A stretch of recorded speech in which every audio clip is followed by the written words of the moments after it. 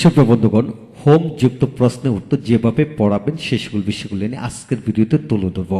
হ্যাঁ বন্ধুগণ, আসুন ভিডিওটি শেষ পর্যন্ত দেখুন, পুরো বিষয়টি বুঝে নেন। আজকের ভিডিওটি খান মেথড এ complete book of written spoken English grammar এই বই থেকে নেওয়া হয়েছে। বইটি সম্পূর্ণ বাংলা অর্থসাগরের ভিডিও লেকচার আলোকে তৈরি করেছে। ইতিমধ্যে এই বইটির উপর 650 অধিক ভিডিও লেকচার তৈরি করে ফেসবুক, ইউটিউবে দেওয়া হয়েছে। সেগুলো দেখুন, প্রতিটা ভিডিও আপনাদের কাছে আসবে এবং ভালো লাগবে। এছাড়া যাদের ভিডিও লেকচার দরকার তারা প্যান ড্রাইভের মধ্যে ভিডিও লেকচার নিতে পারবেন। হ্যাঁ বন্ধুগণ, এখন আসুন আমরা প্রথম জেনে নেব হোম দিয়ে ইংরেজিতে কত ধরনের প্রশ্ন হয়। হ্যাঁ, হোম দিয়ে টোটাল এক ধরনের গঠনের ইন্টিগ্রেটিভ প্রশ্ন তৈরি করা হয়, অর্থাৎ home auxiliary subject verb plus extension এই জাতীয়। কিন্তু হোমের আগে কিন্তু আমরা লক্ষণীয় হলো বিভিন্ন প্রিপজিশন দিয়ে একাধিকভাবে প্রশ্ন হয়, অর্থাৎ হোমের পূর্বে 20 থেকে 25টি প্রিপজিশন বসে কিন্তু বিভিন্ন ধরনের বাক্য তৈরি করা যায়, অর্থাৎ প্রশ্ন তৈরি করা যায়। সেটা খেয়াল করে পড়তে হবে। লক্ষ্য করুন কিভাবে উত্তর দেব। যেমন, whom do you like most of all the members of your family, অর্থাৎ তুমি তোমার পরিবারের সকল সদস্যদের মধ্যে কাকে সবচেয়ে বেশি ভালোবাসো বা পছন্দ, কাকে পছন্দ করো। উত্তর আই লাইক মাই মাদার, আমি আমার মাকে পছন্দ করি। কাকে পছন্দ? I like my mother most of all the members of my family, আমার পরিবারের সকল সদস্যদের চেয়ে আমার মাকে সবচেয়ে বেশি পছন্দ করি। হ্যাঁ বন্ধুগণ, হোম দিয়ে যখন প্রশ্ন করা হয় তাহলে অবজেক্টের ঘরে মানে কোনো ব্যক্তি বিশেষকে বোঝানো হয়ে থাকে।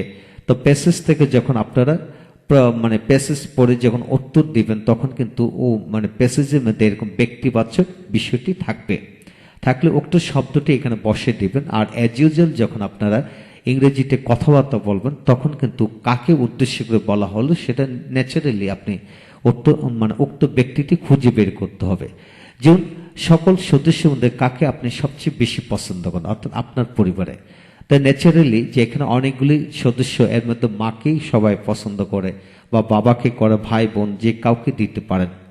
হ্যাঁ বন্ধুগণ, সমাধানটা হলো যে কোনো ব্যক্তির নাম বা তার পদবি কিংবা অবজেক্টিভ টাইপ প্রনাউন মূল ভার্বের পরে বসাতে হবে। হ্যাঁ, মূল ভার্বের পরে বসাবেন।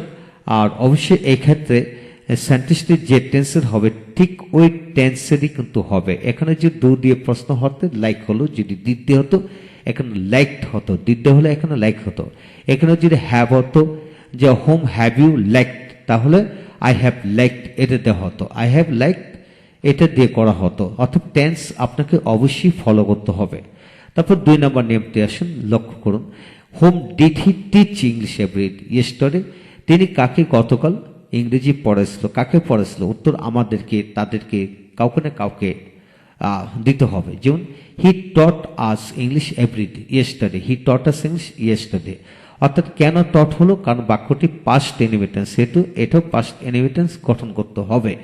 তারপরে মূল ভার্বের পরে উক্ত শব্দটি বসাতে, হোমের পরিবর্তে যেটা বসার কথা। তারপর আসুন, উইথ হুম ডু লিভ, তুমি কার সাথে থাকো। হ্যাঁ বন্ধুগণ, কার সাথে? I live with my parents, আমি আমার মা বাবার সাথে থাকি। হ্যাঁ বন্ধুগণ, প্রিপজিশন প্লাস হোম যুগের সেন্টেন্সের ক্ষেত্রে প্রিপজিশনটি বাক্যের ভিতরে বসবে। হ্যাঁ, বাক্যের ভিতরে বসবে, তো মূল ভার্বের পরে বসাই দেবেন। এই হলো মূল বিষয়টি, আজকের এই বিষয়। হ্যাঁ বন্ধুগণ, তা আমরা হোমের যত ধরনের বাক্য, বিশেষ করে এই ক্যাটাগরির বাক্যই আমরা দেখতে পাই, এইভাবে আমরা উত্তর দেব ইনশাল্লাহ। পরবর্তী ভিডিওতে হবে আমরা হুজ নিয়ে আলোচনা করব। হুজ দিয়ে কত ধরনের প্রশ্ন হয় এবং কতভাবে উত্তর দেওয়া যায় সেটা অবশ্যই দেখবেন ইনশাল্লাহ।